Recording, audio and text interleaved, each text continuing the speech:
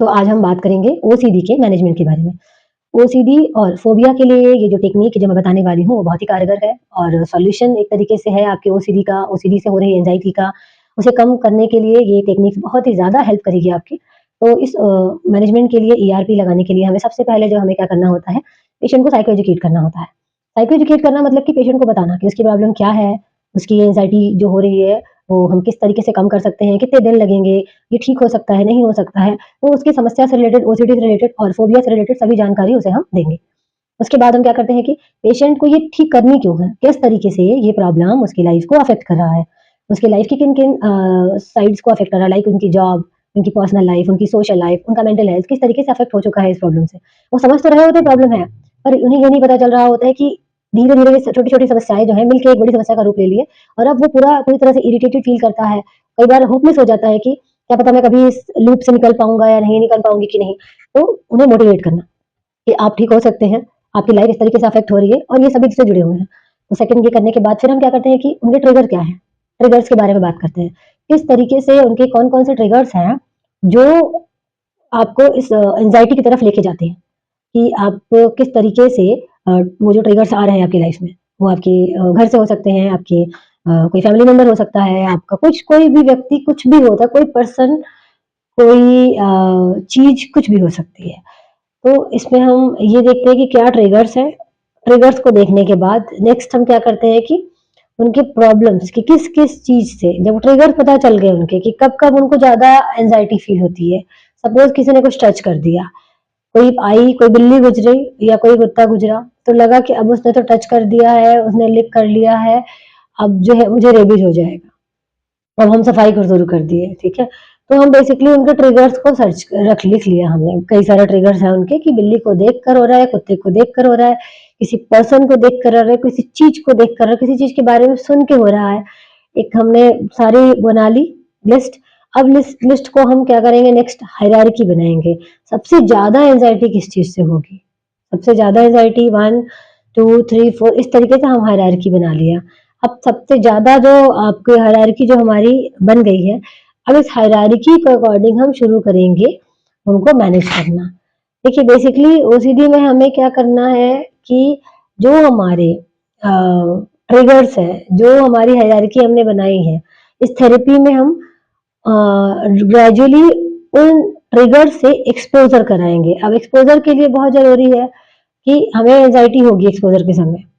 Exposure जब हम कराने जा रहे हैं, तो एक्सपोज़र के समय या एक्सपोज़र के पहले आपको बेसिकली एक्सपोज़र के पहले ही आपको क्या करना है कि अपने रिलैक्सेशन टेक्निक्स को सीख लेने हैं क्योंकि जब हम एक्सपोज़र देंगे पेशेंट को या फिर पेशेंट खुद ही ले रहे हैं, अगर आप खुद पे अप्लाई कर रहे हैं, तो आपको ज़रूरी है कि आप रिलैक्सेशन टेक्निक्स कर लें, जिसमें हम ग्राउंडिंग टेक्निक कर सकते हैं। तो ग्राउंडिंग टेक्निक्स या जेपीएमआर कर सकते हैं।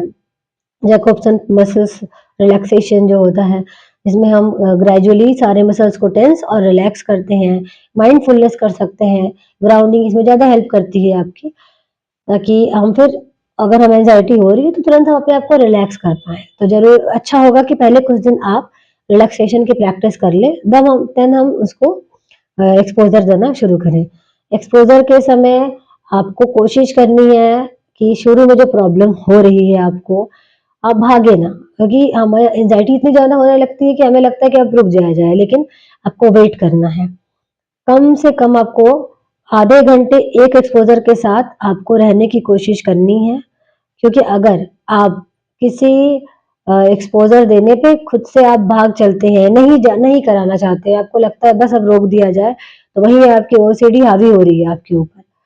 तो आपको क्या करना है कि अ, रुकना है, डिले करना है अपने ओसीडी के बाद। सपोज़ आपको फ़ील हुआ किसी कुत्ते की आपके बगल से गुज़रा और आपकी बॉडी टच हो गई और आपको रेबीज़ हो जाएगा। आपको लग रहा है कि उसने आपको लिक कर लिया है।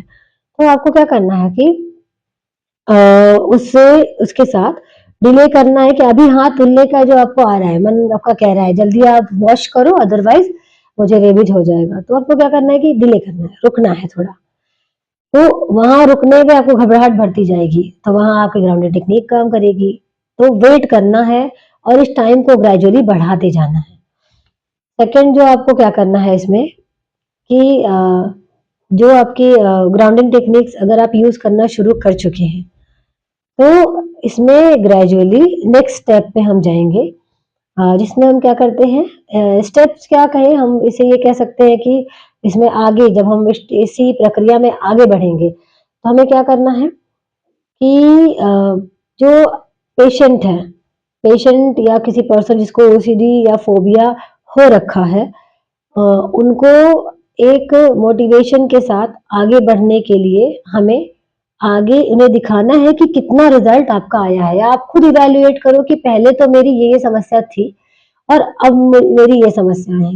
किस तरीके से आपके वेट करने से, पॉज़ लेने से, डिले करने से आपकी ओसीडी ग्रेजुअली कम हो रही है। तो इस तरीके से हम इस टेक्निक्स को अप्लाई करेंगे। इसके आगे कुछ और भी टेक्निक्स है जिसके बारे में हम अपने अगले वीडियो में बात करेंगे।